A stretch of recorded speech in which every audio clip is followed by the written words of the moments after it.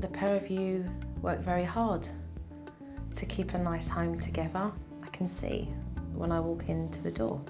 The children are very energetic and they've got lots of love to give one another. They are close. Yeah. That's really lovely to see. But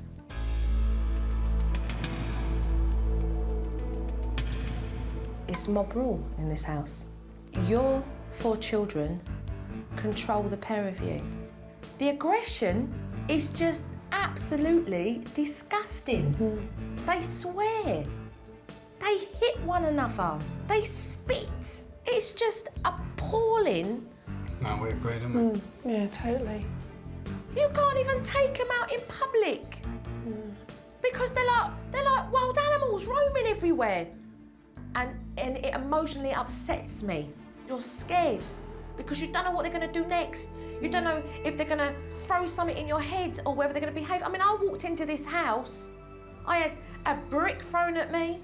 What kind of behaviour is that? You really do need to get a grip of this because you're going to be dealing with something far worse in 3 years' time if you don't pull it together. All of this we agree on, but what we can't agree on is how to bring her back into line. Where you're firm with the children, you're weak with the children. Where you won't tell them off, Jason has to tell them off. That is not working.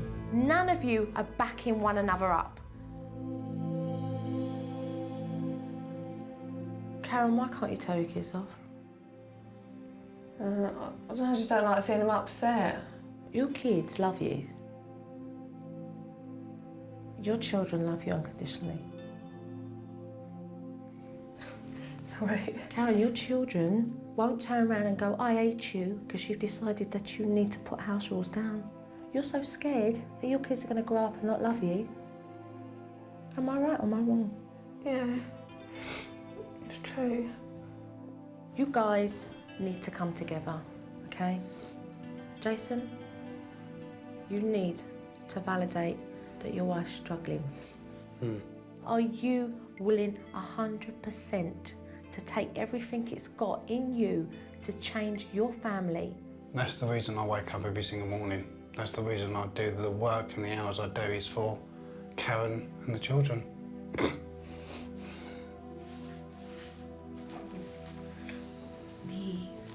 Karen, are you committed? You just can't go on 100%? like this. Are you together as a couple prepared to put the hard work in and change it? Yeah. Yeah? Then let's do it. When Joe referred to our house as mob rule, I did feel quite upset, but it was true. She was just telling us the facts straight, really. The hardest part for me to hear from Joe was the behaviour of my children. I wanted to argue back, but I couldn't, so that was quite hard. A stranger coming in and telling me how destructive my children are brought me and Karen to where we are. Right, let's get working then. I'm really looking forward to working with the Collins family because they're at dire straits. They're pulling their hair out, and if they don't get my help, things are only just going to get much, much worse. Household rules. They're important because if you don't have household rules, your children don't know what behaviour is acceptable and what isn't acceptable. The first one is respect. No spitting, no kicking, no punching, and no shouting. If you spit and you punch, Mummy and Daddy are going to give you discipline. There has to be a consequence for it.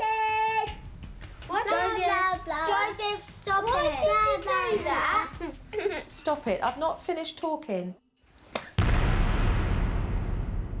Mummy and Daddy are going to say to you, stop that behaviour. If you don't listen, you're going to go and sit on the naughty zone. If you swear at your parents, there won't be no warning. You'll go straight to the naughty zone, OK? So from now on, we're going to stick to the house rules. And Dad and I are both going to do it together, OK? You have to follow them rules. You will, Ben. I won't. Ben doesn't want to listen to the house rules. He feels there's going to be too much to change because at the moment, he's got a free life. He does what he wants, when he wants, how he wants. I explained to Jason and Karen that when their children misbehaved and broke one of the house rules, that there would be a place where they would go, and that was called the naughty zone. This is the idea. You give your child a warning first, okay, in a low-tone, authoritative voice. You come down to your child's level, you use eye contact, and you firmly tell them, no, stop that behaviour because of, and you explain when you give the warning. If the behaviour continues, it's straight into the naughty zone. In this situation, it was important to make sure that if their children's behaviour was naughty, that they would separate them, because to put them in a room together would make the children fight, or they wouldn't take their discipline seriously and they'd start laughing at one another and egg each other on. As a second level of discipline, I introduced confiscation boxes so that when they misbehaved, a toy would be confiscated and placed in that box. We're pulling the reins in. What we're going to do is we're going to give the children 10 toys each to play with, and every time one of the children come and break something that belongs to somebody else, we're going to take away one of their toys. And the only way that they could retrieve it back would be to behave in a manner that would warrant them to get their toy out of that box. If they're really naughty and they have 10 taken away, then they don't have any toys left. It didn't take long before I was showing Karen and Jason exactly how to use the naughty zone. Karen, deal with that, please. Joseph. We were in the living room and Joseph hit his sister, and when Mum gave him a warning, he swore at her and then spit right in her face. Daddy's warning. Straight away. Come on. Right, Joe, Down listen. to level. Watch this. He spits in your face. You bring him in and you say to him, you do not spit at anybody because that behaviour is unacceptable. Do you understand? Now you stay in this room.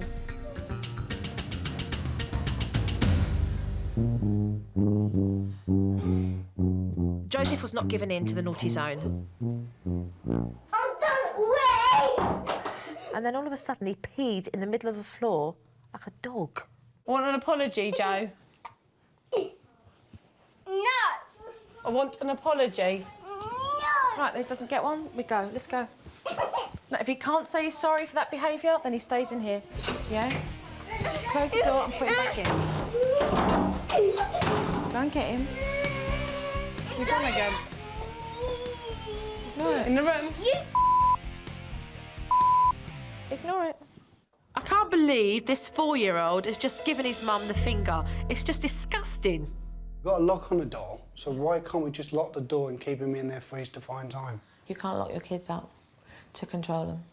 Whilst Joseph was in the naughty zone, Ben swore at his mother, and then she had to place Ben into another naughty zone.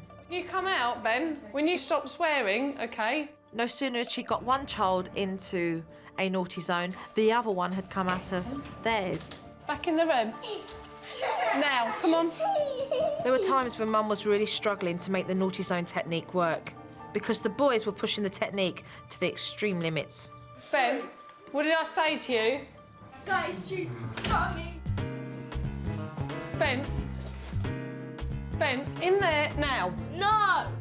When I saw the two boys escaping from their respective naughty zones, I knew Karen would need my support to enforce the technique. You know, this is ridiculous. Right, one child, one room. Karen, you're stronger than him. Pick up your young son. Joseph got so angry at one point that his tantrum had worn Mum down, and she was just about to give up, and so I intervened. That was a big relief to me because I really felt like I was getting support. I was very impressed with how she dealt with Joseph. I'm not too convinced that Karen can continue it. I think the desire to do it is there, but I don't know if she'll be able to do it. He's 4 years old. You're now in charge and not him. Let me go. It's incredibly vital that Karen learns to manage two children in two different naughty zones at the same time. I want you to say sorry first, Ben, and you can come out. Sorry. Come on. No more swearing, OK? Very quickly, Ben had learnt to realise and take the consequences for his actions. Joseph's rebellious behaviour had lasted for an hour and a half before he gave in and realised that Mum was in charge of this situation and not little Joseph. I want you to apologise to me for your bad behaviour and then you can come out of the naughty zone. Karen does have a lot more work, but she's taken the first step, and that's a milestone for Karen.